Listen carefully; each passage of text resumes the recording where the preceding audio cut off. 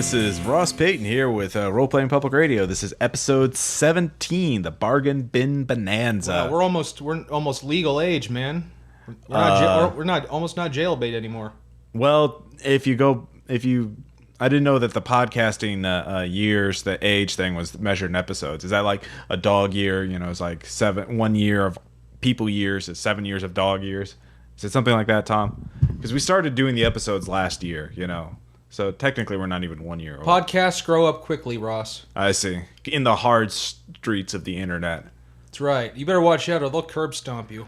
Yeah, I think I saw an HBO documentary about the street kids of gaming. Yeah, it was called The Wire, wasn't it? Yeah, pretty much. Ooh, The Wired. Ooh. Yeah. Anyways, so this episode we're going to be talking about how to loot the dead body that is the used game shelf of your friendly local game store. And Ross spent a long time thinking of that. Yeah, that was how's that metaphor? Anyways, of course, we have a couple things we want to talk about first. Of course, we love hearing from you guys. We've been hearing from a lot more of RPPR fans. We always appreciate that. We have some fans from Australia and the weirdest land in the world, Los Angeles. And man, yeah, I know, crazy stuff. So keep posting on the forums. It's been brought to my attention. At least one of our other listeners is going to Gen Con this year. So if we'd like to hear from any other listeners out there who are going to Gen Con, maybe we could get together sometime during the convention. And, you can actually look at us and think, wow, these are the people I'm liking on the internet. They suck. Yeah, I know. We have the faces made for radio. Is the same. We're hideous. Yeah. Barely human. Well, you can see Tom's photo on the Facebook group. But anyways, or mine. I mean, I'm on the Facebook too. No, wasn't your picture you in the zombie makeup? No, I've got more than one. Other people have taken my photo, Tom. You don't know how Facebook works at all, do you? It's just this mystery to you.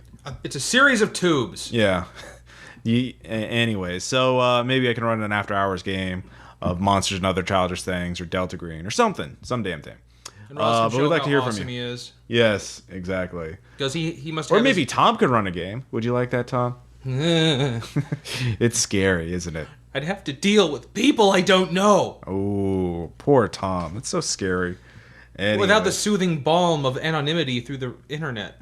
So post on our forums, send us an email, let us know. We'd like to hear back from you, find out how many of our hardcore listeners are going to be there. We are preparing some promo materials to distribute at the con, including a Fancy Dan postcard with some new artwork from Kojiro, the Arcade Ash one, the artist behind Darken, D&D webcomic. Oh, by the way, thanks Springfield Blueprint and Photocopy for doing it.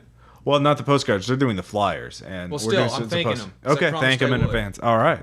Well, hey, there you go. My boss gave me the time off for Gen Con. Yeah, that's true. That's if you need blueprint-related needs in Springfield, they would be the place to go. I don't know what kind of overlap. And they deliver anywhere in Springfield or Nixa. Yeah. So, yeah. And hey, you can move to Nixa. Nixa's where the Born Identity guy is from. Oh, yeah, that's true. If you watch the last one, you can see he was born in Nixa, Missouri. Anyways. Nixa. And of course, before we get to the main topic, though, I have to confess something. All right, for those who have an asthma inhaler, you might want to get it now. Anyways, I have this sudden urge to get the new Dragon Ball Z video game Burst Limit. Yeah. Do you know why I want to get it, though, Tom? I bet you're going to tell us regardless, so why don't you just do it? Last night, while perusing the internet, I saw an animated GIF of a scene from Burst Limit, and it was a very famous scene. It was the bald guy saying, "What does the scouter say?" And it's what over 9,000, and then Vegeta burst the scout. Yeah. It's a reenactment of the over 9,000 video. I want to play a video game just because they've now put that scene in video game form, cutscene form. What does that say about me, Tom?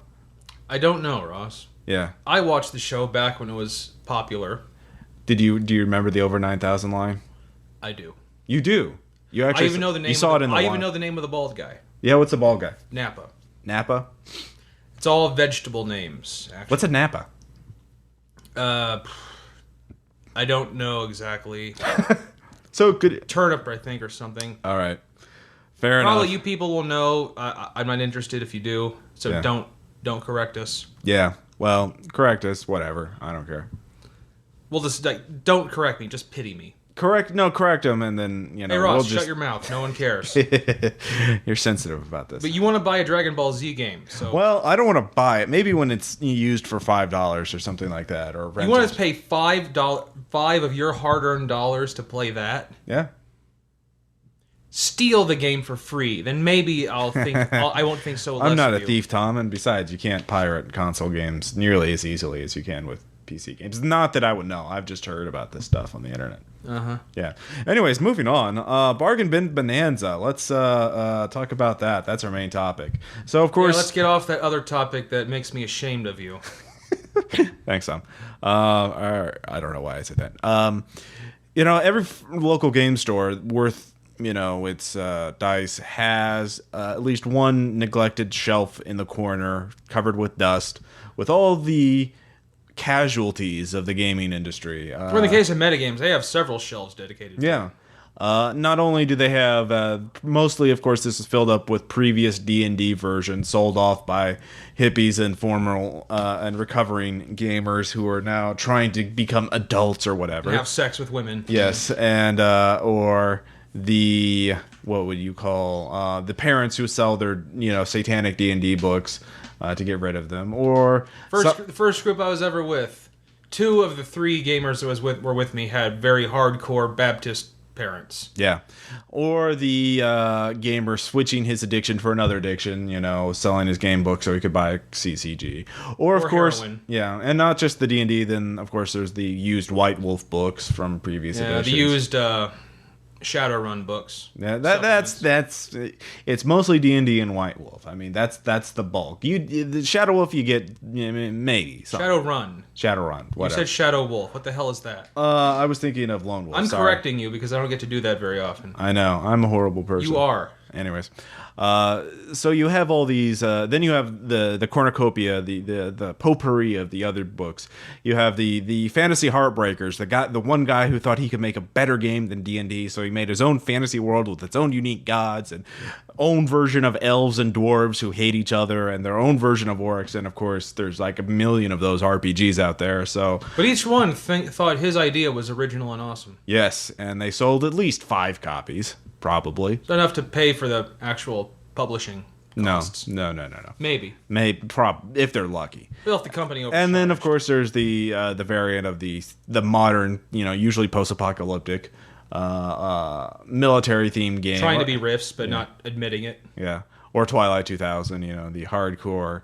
I've got lots of guns in my game. My game has so many more skills and guns, so it's obviously... Or the spacefaring Star Wars. Well, anyways, you get our point. Mm-hmm. Now, normally it's easy to neglect these games and go whatever's new and shiny and has the best marketing material out there. Obviously, the new version of D&D, the new version of a White Wolf game, etc., or the new indie game of the moment, which, Spirit of the Century or Cthulhu Tech, I think, would be the most recent one. I've drooled over that myself. But these bargain bin games have a lot of potential in them, and even if you don't want to it's worth going through buying a couple of them and using them as resources for your own game, either as a player or as a GM. Or sometimes I don't even use the material. I found some where I didn't even read them, but they got an artist far beyond what that book deserved. There's some games, some of the artwork is just blows my mind. So there are a lot of hidden treasures in the bargain bin, and it's your duty as a gamer to peruse it at least once or twice to find these hidden treasures. So, Tom, you want to start it off with your first game, the first one you want to talk about? Yes, I actually have. I brought 4 books I have found in the bargain bin that have served me well. The first one is Waste World. Yeah. Now, Who's designed by? Manticore Games. Manticore Games. And Bill King. Bill King, the designer. What's the copyright date? Do you know? It is 1997. 1997. All right. I was just driving when I found this thing. All right. So tell us about Waste World, Tom. Well, once again, it's the horrible apocalyptic thing on a world that could be Earth. It may not be Earth, but it's distant future type stuff. Where kind of Judge Dredd material. Yeah, only far more advanced than that. Right. Where there's mutants and aliens and robots and huge, megalopolis, walled, domed cities in the heart of Like all the Jump wastelands. Yeah. All that kind of stuff where you basically play a guy that gets guns and goes out and tries to kill people. And that's the point of the game. You can do some role playing, but if you're not getting a gun, buying mutations for yourself, and shooting a bunch of people, you're not doing it right. So, what's the value in this bargain bin game? Well, I actually used this once where I actually tried to run a game once in it. I think you did too. Okay. That lasted all of one session. I'm like, this is a bunch of crap. The system itself is kind of weak, mechanic wise, but I used the inspiration to actually have a world hopping campaign I was doing. All right. Where I used a world similar to that with using all the stuff I found in here, and it was actually one of their favorite worlds, just mixed with a better system. What system? I was using Mutants and Masterminds, the first edition. First edition. All right. Which flawed in itself, but still worked. But that was one of their favorite world because they could use their powers with full abandon. There were some that were in that game that were still trying to hold on to. We don't use our powers because of collateral damage. Right. In a world that's already pretty much destroyed, you could blow stuff up. Yeah, and the people that had the controlling plasma, who was completely afraid to use it very much, was just flinging it around and having a grand old time. Right. That was the one they remembered for that campaign.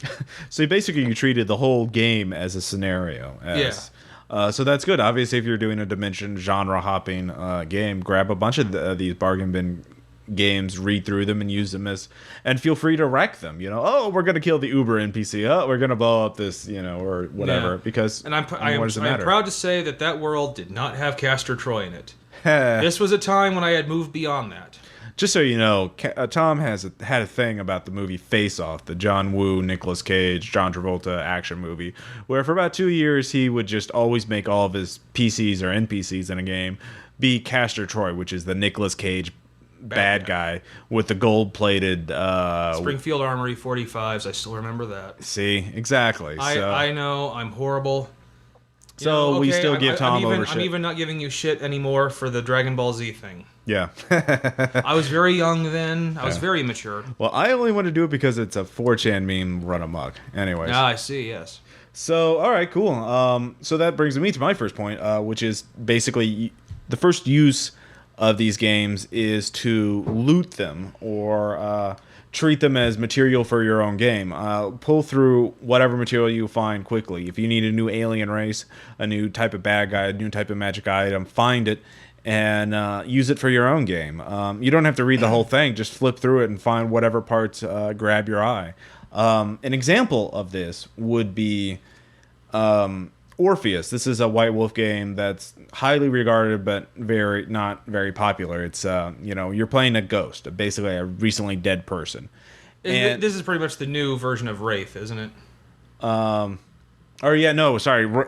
Wraith, Orpheus, sorry. They both have the similar rules, though. Anyways, the rule in this game for both Wraith and Orpheus is that you have this shadow self, I believe. And the shadow self is played by another player, but he represents the evil side of your personality, the id or whatever, the self-destructive, negative, the dark side. So another player would play that. And so I like this oppositional force within the players. Now, when I was running monsters and other childish things, each PC is a kid and a monster. Now, the problem is any player is sort of hard up to roleplay both himself and another character. I live for that shit, though. Well, yeah, but... I'm praising me. Yeah. Okay there.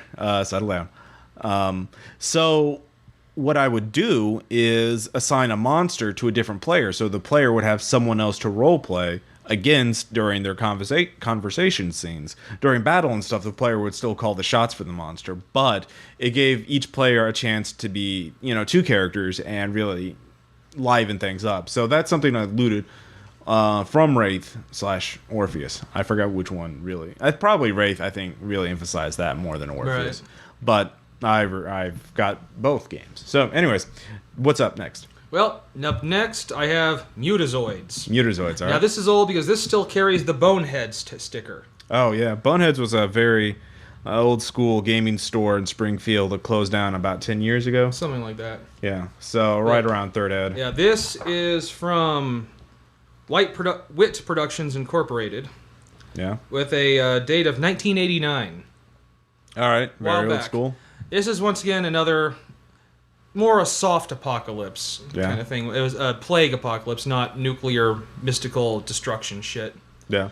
But with the plague has horribly mutated parts of the population, and you're supposed to be playing a human or slightly just mutated police officer trying to keep them in line.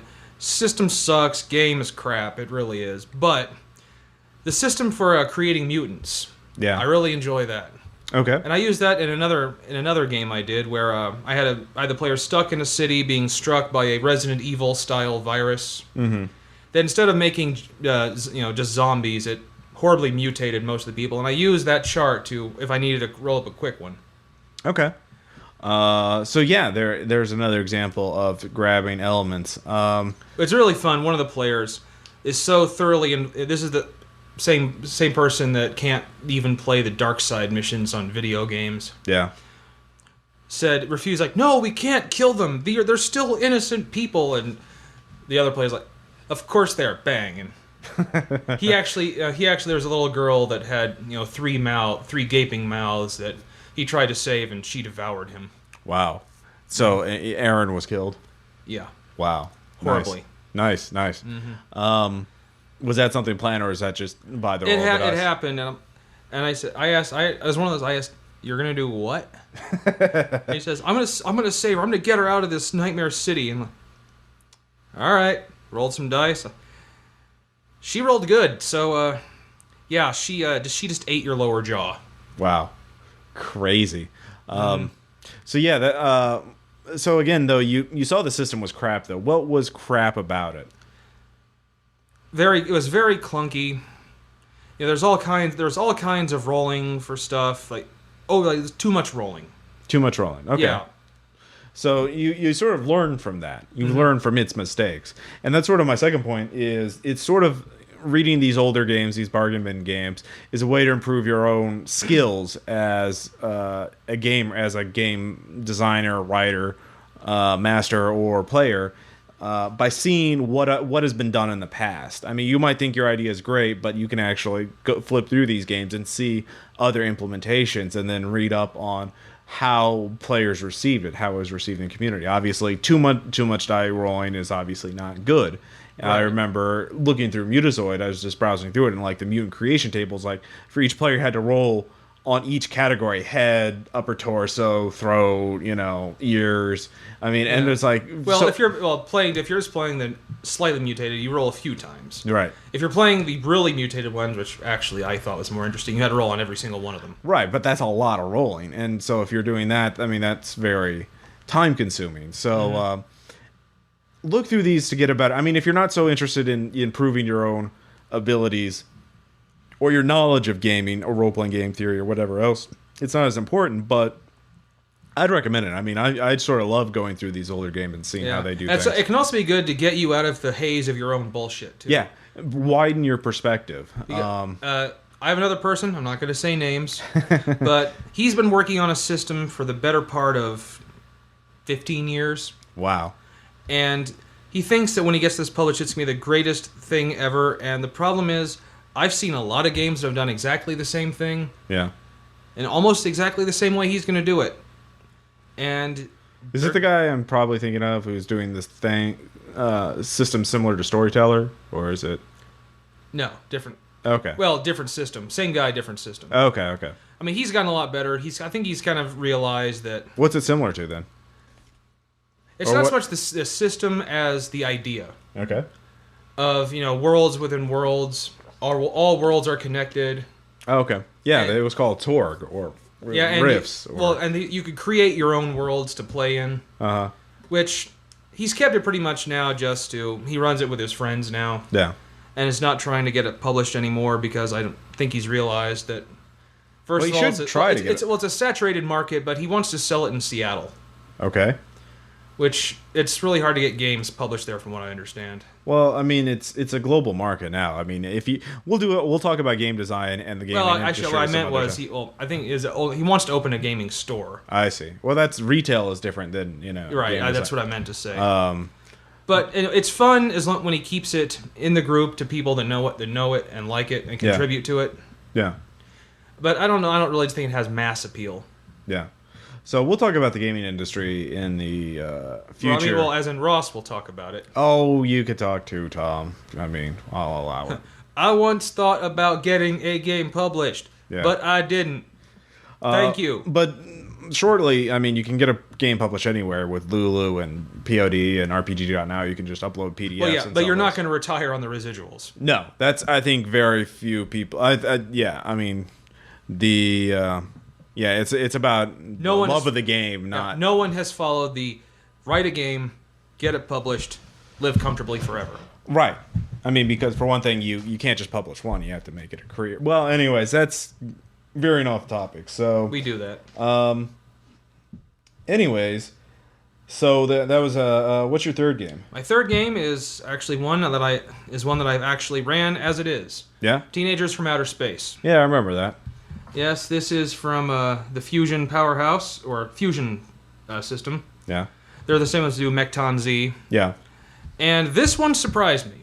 Yeah? I was flipping through it, and I have a love for all things monsters and aliens. I have a love for that.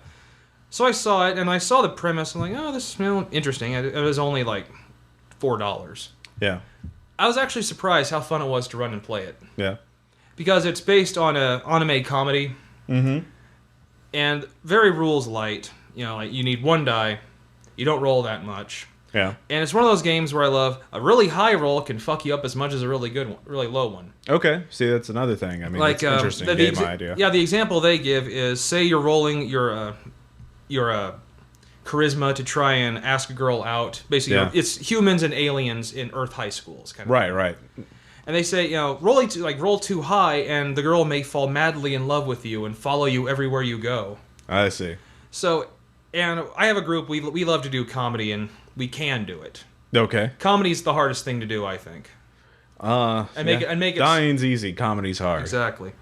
But no, this one I just ran as it is, didn't change anything, and they really don't have much of a setting, so you can make your own setting, but it really worked. Right. And it's one they requested I run over and over. Cool, and that was just for one $4 investment. One $4 investment. Who is the author, by the way? Does it have and the copyright date? Copyright date 1997. Artel Sorian. Okay.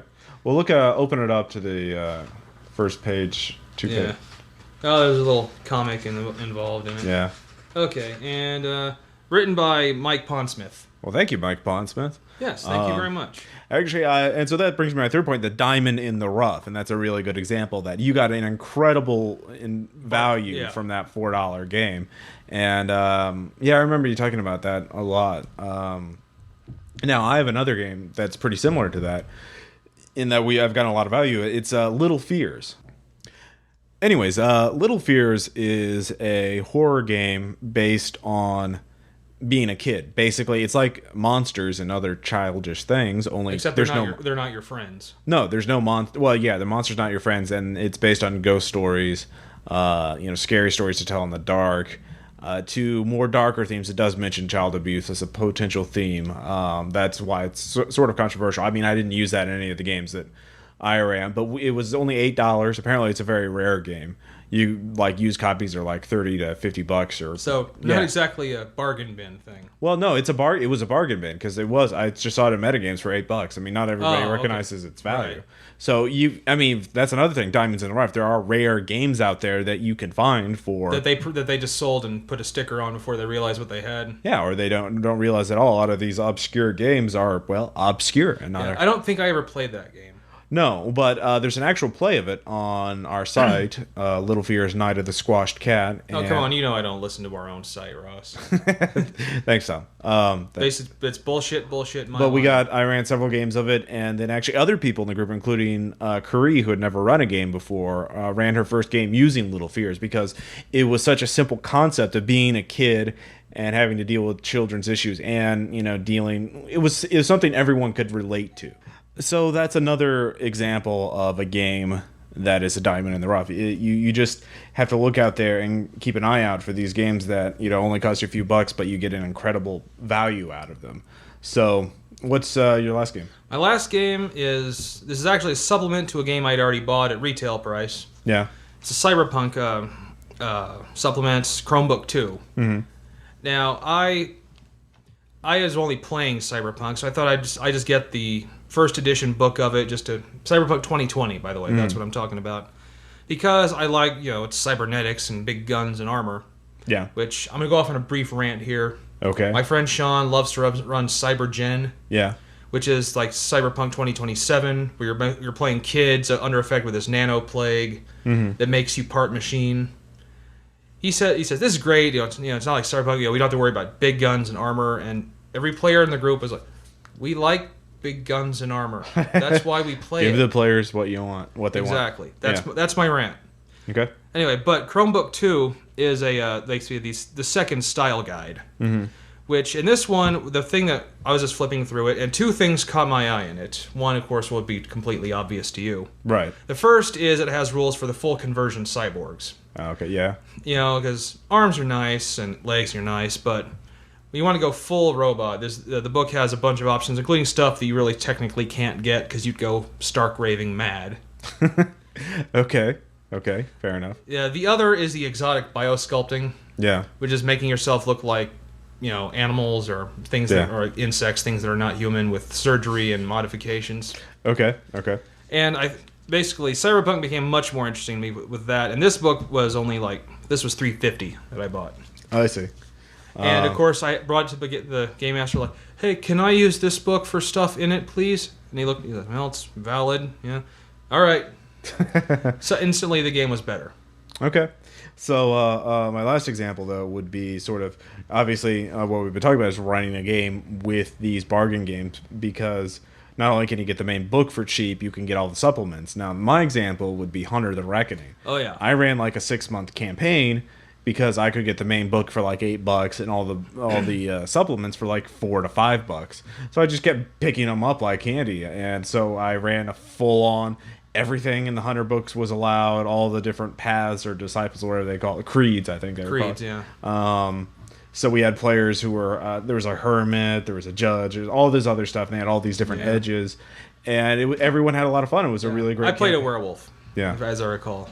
Because you said you'd allow one supernatural thing in the group. Yeah, too. I think I did. So, you did say that. Yeah. All right, yeah. Well, that first I was playing that IRA guy, McGinty. Yeah. Then he got killed. Oh, yeah. That was fun. That's too bad, Tom. Yeah. And by the way, Ross did the smart thing, right? Because one of the backgrounds in Hunter the Reckoning is Arsenal. Yeah. And my guy had it at 5. Yeah. Which means I had a Punisher-style room in my house. Yeah.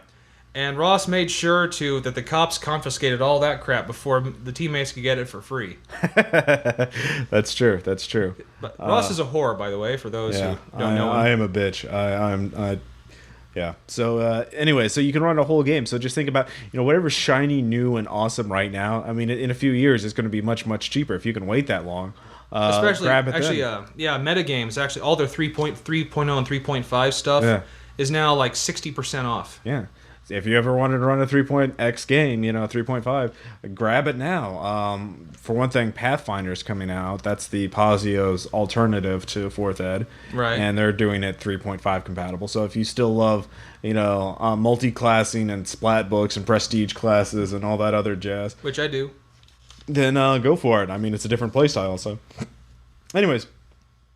So that's sort of a brief overview of the sort of value, the sort of great stuff you can get out of the bargain bin. If you know somebody who's designed one of these games that are now in the bargain bin, we'd like to hear from you. We'd like to hear your story about, what it was like designing one, what's happened to it, what you've learned do you from like it. it? Are you ashamed by it? Yeah, hopefully not ashamed. Well, still, those stories are funny too. Yeah. I keep thinking back to this DJ Shadow or this documentary on DJs, and they talk about, one of them is DJ Shadow, who's one of this great DJ. Ross's hero. Yeah, well, one of them. Anyways, he talks about he's an obsessive collector. He's always finding these new records so he can add their sound, sample them for his own music. And he's always saying, whenever you look through all these crates, you realize all these cats thought they were number one, thought they were great yesterday. Sooner or later, anytime you're making music, anytime you're putting out a record, you're adding to this collection, whether you like it or not. So, I mean, I'm wanting to write, I'm wanting to create games. I mean, we're putting out these podcasts. Sooner or later, we're going to be in the bargain bin of history. I create my own games all the time, but I think my thing is I mostly design games to run for my group. Right. I never am thinking about, could I publish this? Well, you could put it out for free on the internet. That's true. But then again, I also have like a crushing fear of rejection from other people. Aw, poor Tom. Well, except you. I don't care about you. Oh, yeah, jeez. Thanks, Yeah, Tom. your opinion means nothing to me. But everyone else is total strangers. Total strangers. The idea of total strangers saying, well, I don't really like this, I would break down sobbing right there. Wow. In fact, if you come to Gen Con, you might be able to see it. I might break down sobbing at some point. Well, I liked your episodes. I'm a huge fan of your podcast, but... They're like, oh, God, fuck me! Wow. So, Yeah. see Tom's total breakdown, and he's the one driving. So, yeah, that'll be fun. So, Yeah. that'll be a fun trip back. Anyways, so we're going to cut for a second so we can Tom get his letter. Then we have anecdotes and shout outs. So be back in a Fucking second. A.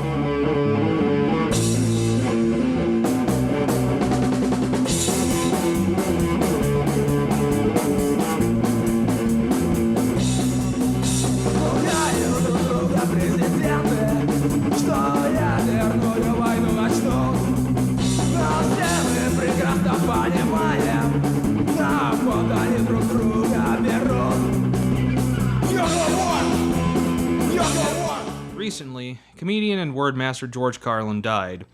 For me, his death was difficult, far more difficult than any other celebrity death in recent memory. Most of the time a celebrity dies, I do the same thing. I say, that's too bad, then move on with some comment like, why can't Britney do this celebrity thing and off herself in a way that involves a toilet and 300 metric tons of prescription drugs? But the death of George Carlin was an event that actually ruined my day. I was out delivering blueprints, like always, and every time some cute company secretary said, have a nice day, in that overly perky trilling sound, all I could think was, life is now a pointless parade of soulless misery, you mindless fucking cunt. Not that I'm bitter. I know what you're thinking. This is a podcast about gaming. What does George Carlin have to do with gaming? First of all, suck my dick, you rotting pissant.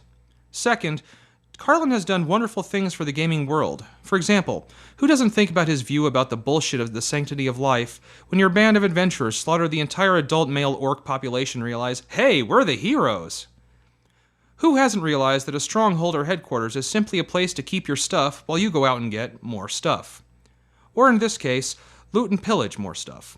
And I think we all know that if we don't say each of the 7 words you can't say on television at least once per game session, then you aren't doing it right. Now, these are just examples that are somewhat universal, but I have more examples of George Carlin's influence in my own personal gaming experience. In a Rifts game years ago, I was playing a Tautan of principled alignment with a pet dragon-dactyl named Tippy, after George Carlin's favorite dog. He even died the same way, by running in front of a moving vehicle.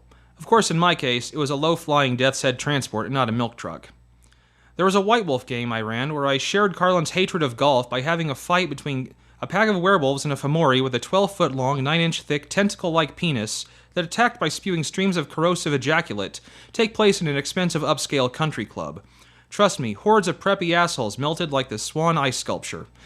And I used every single stupid airline announcement that Carlin used to annoy a group of Jedi waiting at a starport in a Star Wars D20 game. By the end of it, the Keldor Jedi Counselor, who was a being of peace, was saying, and I quote, if that fucking cunt doesn't shut the fuck up, I'm going to have her ovaries decorating the hilt of my fucking lightsaber. In summation, the loss of George Carlin is something that I probably will never get over. He was my hero since age 7, and his words influenced my whole life, including my 21 years of gaming. The best I can do is to go on remembering everything he taught me over the years. In fact, I vow that the next game I run or play in, I will not rest until I can bring up pussy farts in some serious way. Fuck you, and good night.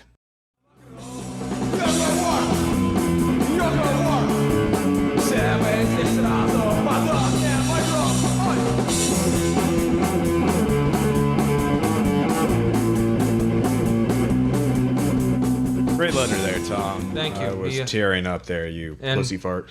And by the way, that Fomori with the huge tentacle penis thing. Yeah. You have freak legions. You can make that. So, what game was that from? Was that a Rifts game, or is that a... that was a White Wolf. White Wolf, okay. Because there's Fomori in Rifts, too. There's Fomori... Anyways. I'm talking about the Bane-possessed people. Okay, fair enough. Anyways, one other thing.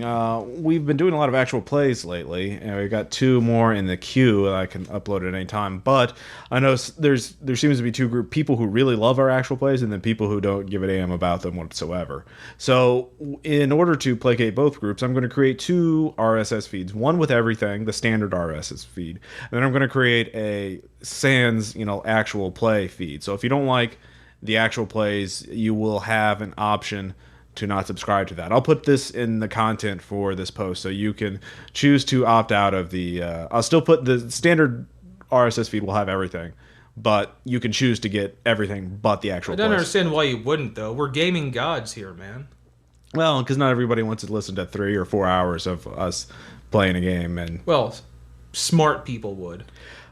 Smart people like our RSS, our actual plays. I mean, it's just... Exactly. Yeah. Smart people would Well, like smart people can agree to disagree. I mean, the people who don't like it are smart, too. I need the adoration, Ross. Yeah, well... I have nothing else. Because recently, our group's Modern League game has gotten a lot of feedback. Indeed. We have another session of that queued up, and then we have a game... a game of Wushu, which is a open free RPG of action storytelling. It's pretty crazy. It was a game team dodgeball to save the planet Earth from being eaten by Galactus. It was just as ridiculous as it sounds. Yeah, pretty much went that way. Yeah, no joke. So let's start with the shout outs. I'll start myself with Wushu, which is the open RPG. It's free.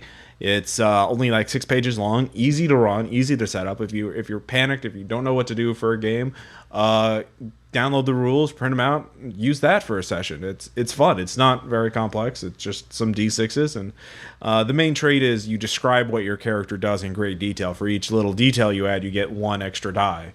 So saying I shoot him with my gun is 1 die, but you slide down the banister, shooting with both hands, and smoking a cigarette at the same time. And when I hit the ground, I throw my automatics down, grab a bad guy, use him as a body shield, and run down the bar and shoot the other guy 5 times in the face. That would give you 5 dice. Basically, anything in the movie, shoot 'em up. Yeah. Well, no, hard boil. And Ross can't like shoot 'em up. It's just no, because you see, I like the good movies, the movies that were original and innovative, like Hard Boiled. Hey, Shoot 'em Up was a good movie. No. Yes, it was. No. Yes, it was. No. Yes. No. Yes. No. Yes. No. Yes. No. Shoot 'em Up was like a 7th generation photocopy of a good movie. With all the weird little mistakes and errors. You're a bitch. Yeah. You're a bitch, Ross. Anyways, what's your first shout out? Well, mine, obviously, in the light of my letter, I want to give a shout out to the box set of Carlin's work called All My Stuff. All My Stuff. Which is a big box set of every show he's ever done on HBO since the 70s. Damn. It's about $200, but best $200 I ever spent, let me tell you that. Wow. Cool. Yeah, if you're a Carlin fan, you do yourself a disservice by not having it. No joke. Sounds like it. Anyways, my second shout out is actually a vidget game, one that I've been playing lately. It's gotten really bad reviews. It's the graphics are ugly, the camera is incredibly flawed, and the dialogue is poor. If it's the same game, laughable comes to mind. The writing is bad, but I can't stop playing it because it has werewolves fighting Nazis in World War II with bazookas, and the werewolves do more damage with bazookas than humans because that's how werewolves are. Apparently, werewolves holding weapons make them inherently more damaging. It's called Operation Darkness. It's for the Xbox 360. It's from Atlas, and if you ever wanted to be shooting Nazis with werewolves and fire starters and Herbert West Reanimator and all these Herbert East, but whatever. Yeah, that's your game. By the way, I will actually give $5 to the person that can actually. If any artists who are listening, if you can do me a werewolf picture holding a bazooka, I'll pay you $5. I'll work it through Ross. I'll pay you $5. We'll PayPal it to you.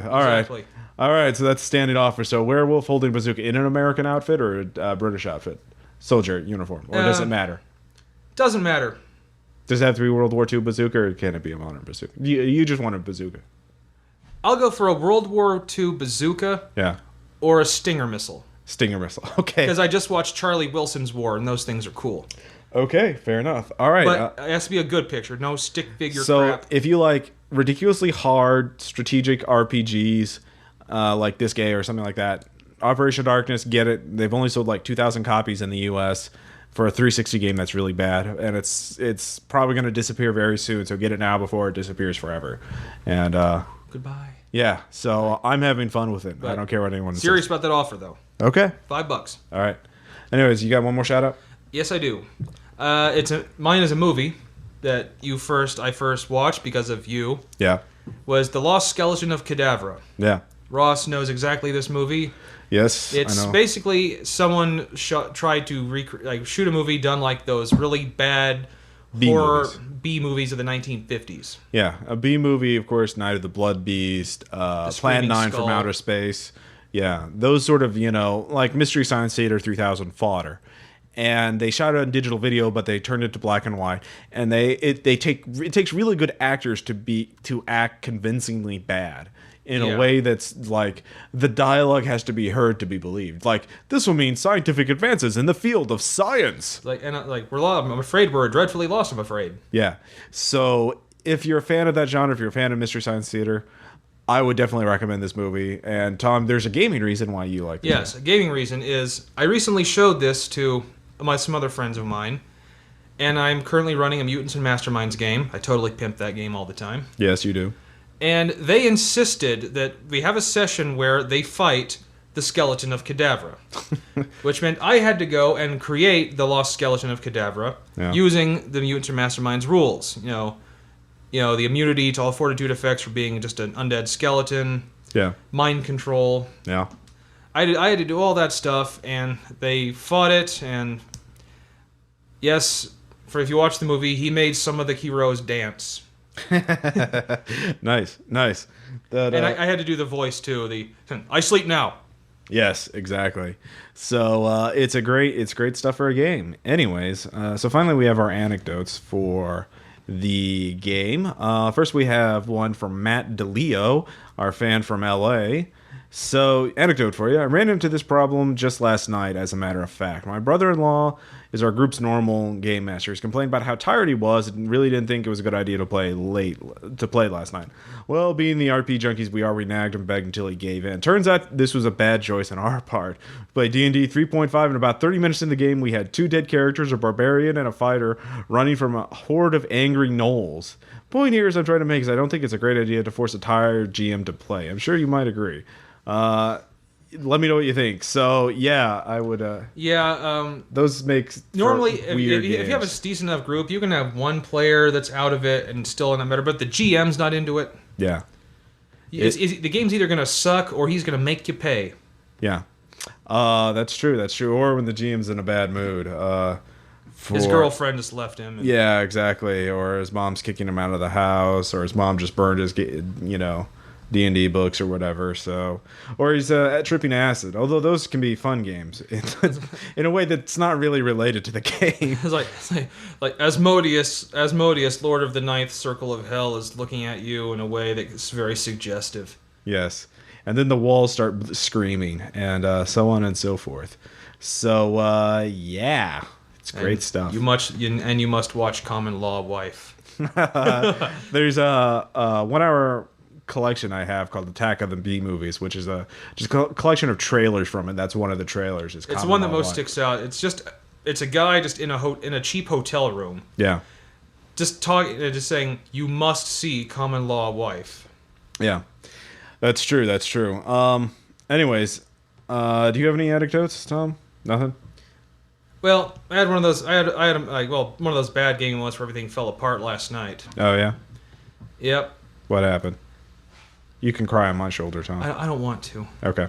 Well, it was the night we were supposed to run the Iron Age thing, and one of the players sent us a text message saying, and I quote, "Something came up. I'll catch up with you." Okay. Now we took this to mean something came up. I'll be later than I said. So just go ahead and start without me. I'll catch up with you when I get there. We don't do that. Because to us, we were approaching a very critical battle where everyone was already leaving to it. Yeah. So it was kind of stupid to have one guy, wait, my mom's calling. I got to go over here. So we waited for him. Yeah. And it, 10 minutes turned into 30. 30 into an hour. Yeah. 1 hour into 5 hours. And That's finally, we got to the point where we were all really jonesing to play this. yeah.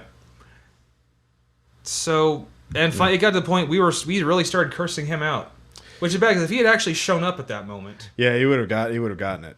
His character would not have survived.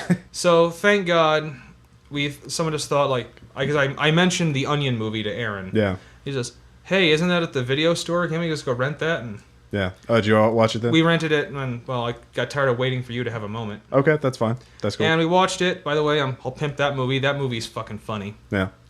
It is. So Bank robbery. it calmed us. Okay. All right, well, But, yeah, certainly. If we had actually started a game when he showed up after 5 hours, Yeah. bad things would have happened to him. Yeah. I was also got to play this week in a 4th Ed D&D game. By the way, we will do several actual plays of D&D 4th Edition. I don't know when. We're still doing the GURPS Modern League for right now. There'll be more of that for sure. But yeah, there will be plenty of D&D 4th Edition. I haven't gotten the books yet because Amazon is being a bitch. Yeah, well, and I don't want to. It'll be new because no one's actually done a review and play of 4th Ed D&D yet. No, that they have. That was a sarcastic joke, Ross. Oh, well, you see, you didn't have the right inflection. I think my inflection was just fine. Thank you very much, you son of a bitch. All right. Anyways, but I do have a couple quotes from the game. Again, Carter, the guy with the language abilities from last session, yes. he was trying to talk to this elf in an inn. So he approached the elf and said to her, "I notice you are an elf with a bow." That sort of stopped things. Let's see here. Brian, my character's name is Henry Wizard, and I'm playing a wizard because that's how I roll. And like shit. Yeah.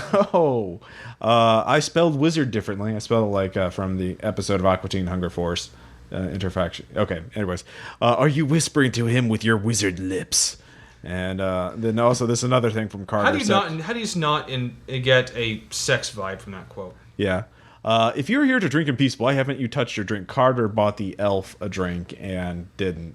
The elf wasn't drinking because the elf wanted him to go away. It's like, why haven't you touched your drink? So, and then finally Dan is playing a minotaur. So as soon as he entered the inn, he was like, yes, put away the china. So, very nice. fun. And then finally, this isn't technically anecdotes specifically to us, but it's too funny not to mention. This is from the Something Awful forum. So they have a traditional games forum, which is mostly play-by-post games, but they have a couple of discussion threads. Anyways, they have one thread called "What's your worst experience with role-playing?" It's a hilarious thread, and there's too much to be. It's a Something Awful forum. Yeah, and this is the worst of the worst of the worst in terms of bad experiences. This is a good one though.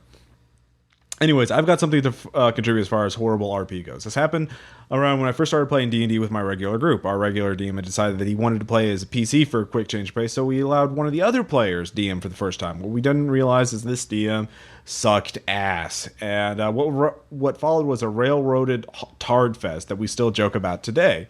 So they get the Legend of the Five Rings book, and they're passing about. So they're doing Legend of Five Rings in D&D. So we started off with the group in a small cave. Apparently no entrance or exit to speak of, as well as no explanation for what the hell is going on. So we go along into the first room we go to. We meet two Bodaks. Bodaks are about CR10, undead, kill you with a stare attack. And make another gaze Bodak. attack, yeah. One of them is crying. The other one begins to attack us. Before the combat begins, we ask him if he realizes that he's pitting a CR8, undead against a group of 4 level 3-ish characters. He realizes that he's made a big mistake, and so solves it by stating the crying Bodak killed the other one with its death gaze. The other one then goes back to crying, and they were all awarded experience points for God knows what else. For God knows what reason. At this point, we're all as confused as fuck, seeing none of that had happened had made any sense whatsoever. After a lengthy debate between the characters whether we should kill the remaining one since it's an evil undead, the DM tells us that we're currently talking to it about what's wrong. The Bodak tells us of its plight. It's lost in this cave, separated from its mother. What the fuck? And that the leader of the Crab Clan is coming to kill it. So we need to help it. This shit is going to take forever to type out. So I'm just going to summarize this rest of this train wreck through our dialogue. The DM. So you go into the next room. Wait, we're not done here yet. Yes, you are! You go in, and there's the leader of the Crab Clan, and he's attacking you! Holy shit, we're gonna die! Wait a second. I'm a crab samurai. Why is he attacking? He wouldn't do that. Yes, he would, because he's just the other leader. Also, he's an imposter. There's only one leader. Well, he's really Garl Glittergold. And he's attacking us? He's my patron deity, and I'm a gnome. He might be able to help us out. He would, but he's out of spells per day. Also, he's leaving now, but he can't take you with him. He tells you that there's a trap right outside the door, and before he disappears, he summons 20 kobolds. Don't worry, they're dead. They're good kobolds. They all run into the trap and sacrifice themselves to save you. They're all dead. You can't help them. So you go back to the Bodak, and he's happy now. He's going to be traveling with you to help you out. What the Christ? It says that the only way out is through the portal behind them to the elemental plane of fire. And so you go through. So we pretty much burn to death? No, he gives you all boots to stop the burning. At this point, we stop the campaign, trying to figure out what the hell this guy's process was for this, and if any drugs were involved. We want to see how bad it would get, and it definitely surpassed all our expectations. The worst part about it is he was actually trying. We laughed it off for about 10 minutes and banned him from DMing ever again before returning to the old DM's campaign. Funny enough, though, he ran a one-shot dungeon crawl a few years later, which was extremely well done. So apparently he learned his lesson. Okay. That traveling around with a Bodak, who's your best buddy. You're trying to find the Bodak's mother before the leader, the crab samurai leader. Does he realize that Bodaks don't fuck? Well, or his mortal no, mother? it was actually Garl Glittergold. Of course. Yeah, yes. so... Because every kid he has is a Bodak. I mean, Lost sounds more cogent now than...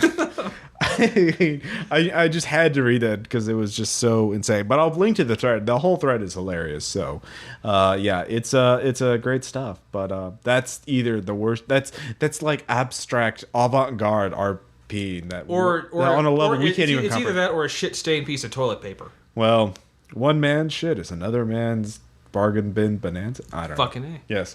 So anyways, that's episode 17. Feel free to comment, email, or post on our forums or any of that other jazz. And keep on remember, on. I'm serious about that offer. Yeah, the commission artwork. So we'll put up a thread. It's $5, so don't give me something that's worth $50 because then I won't feel bad, but I'll think you're stupid. You could just say maybe they just take pride in their craftsmanship. Well, okay, if there's that, I will say yes. You take pride in your craftsmanship.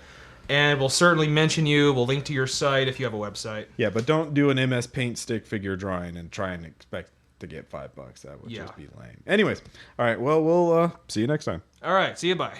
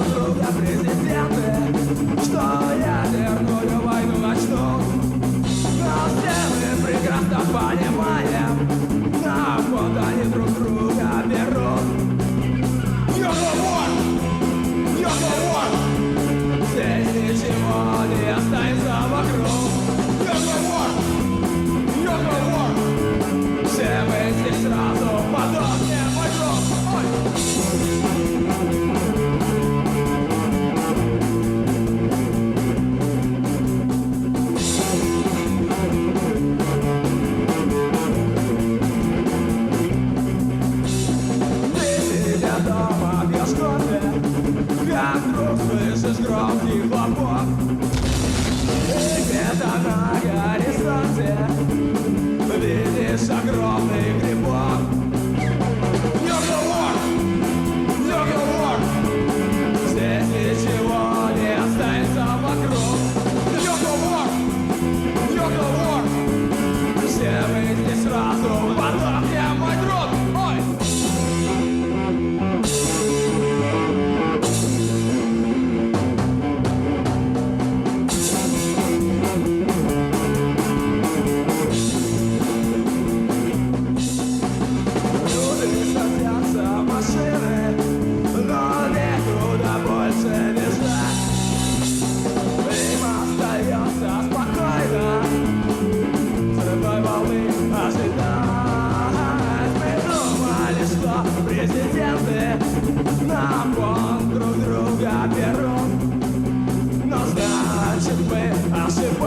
Ублюдков ведь много, и там, и там. Договор, здесь ничего не останется вокруг. Договор, все мы здесь сразу подохнем мой круг. Договор, здесь ничего не останется вокруг. Договор, все мы здесь сразу подохнем.